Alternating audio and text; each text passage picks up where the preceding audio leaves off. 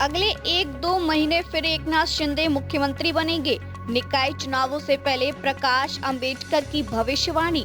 महाराष्ट्र की राजनीति पिछले कुछ सालों में बेहद अनिश्चित रही है। ऐसे में जब राष्ट्रवादी कांग्रेस पार्टी के दोनों खेमों के एक होने की चर्चा जोरों पर है, तब प्रकाश अंबेडकर ने एक बड़ा बम फोड़ा है। उन्होंने दावा किया है कि शिंदे फिर से महाराष्ट्र के सीएम बनेंगे। महाराष्ट्र में स्थायी निकाय चुनावों के पहले राउंड में बीजेपी शिवसेना में तनातनी सामने आई थी, लेकिन दूसरे और तीसरे राउंड के चुनावों से पहले बीजेपी के सुर बदल गए हैं। बीजेपी के प्रदेश अध्यक्ष रविंद्र चव्हाण ने मुंबई बीएमसी समेत तमाम चुनाव मिलकर लड़ने की बात कही है। बीजेपी के रुख में यह बदलाव दिल्ली में केंद्रीय गृह मंत्री अमित शाह के साथ अहम बैठक के बाद आया है।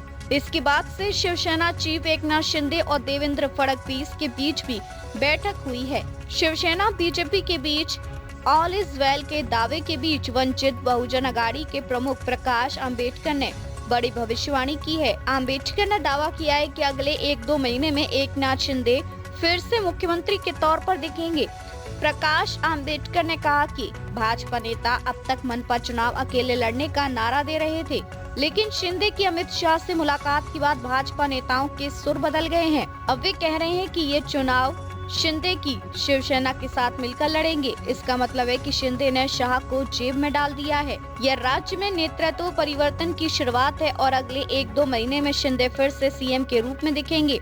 2022 में शिवसेना के 2 फाड़ होने के बाद बीजेपी ने कम विधायक होने के बाद भी एकनाथ शिंदे को सीएम बनाया था।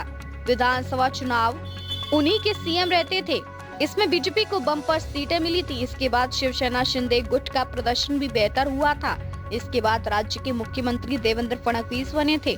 शिंदे 2 साल 158 दिन महाराष्ट्र के सीएम रह चुके हैं। उनका कार्यकाल उद्धव ठाकरे से अधिक रहा था।